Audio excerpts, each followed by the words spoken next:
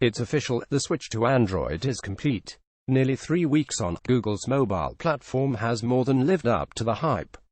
But we'd be lying if we said we didn't miss the iPhone.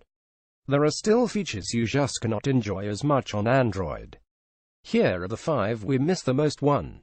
iMessage uses a notably blue speech bubble. Apple. It's hard to believe iMessage didn't appear on iOS until 2011, 4 years after the iPhone launched. Now, those blue message bubbles are all anyone on the platform can talk about it. And yes, they are bloody fantastic. Easy picture messaging, group chats, games, gifs. Apple has really kicked the platform into overdrive in the past few years.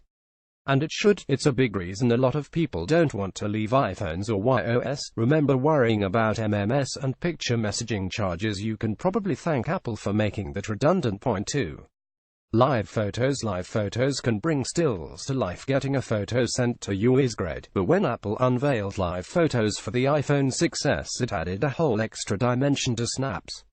Force touch the picture and it would become alive with about 1.5 seconds of footage recorded before and after you hit the shutter button. It was easy for Apple to market kids laughing and smiling, fireworks exploding. You get the idea. As more and more people upgraded beyond the iPhone 6s, it almost became the norm. And although other companies offer alternatives, such as the Pixel 2's motion photos, it's just not the same since you have to share with software-compatible friends. There's a theme emerging here. Apple is very good at locking you in. Point 3. Apple Pay. Getty Images. Peter McDermott. So here's the problem with Android Pay. Not all banks need to buy in. Barclays, for example, does not support Android Pay, choosing instead to push its own app. This is such a major shortcoming. Apple's our way or the highway mentality actually pays off in this situation. My Apple Pay had accounts from 3 different banks set up and it was easy to decide which one to use when purchasing something. Sorry, no one wants to use 2 or 3 different apps to do the same thing. Know anybody with 3 different Facebook apps? Didnt thinks a. Point 4. The connectivity. Apple's rather talented at locking you into its ecosystem. Apple boy oh boy, Apple are good at locking you in.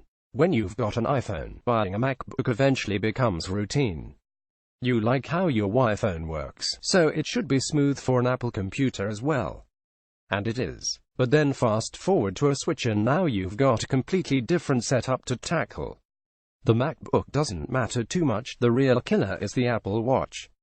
Say goodbye to notifications on your wrist. Apple Watch categorically does not work with an Android phone. Ironically, it's still attached snugly to my wrist. What for, you ask? It's still a great fitness tracker without an iPhone nearby. Plus, I can use Apple Pay. One last thing, Apple TV.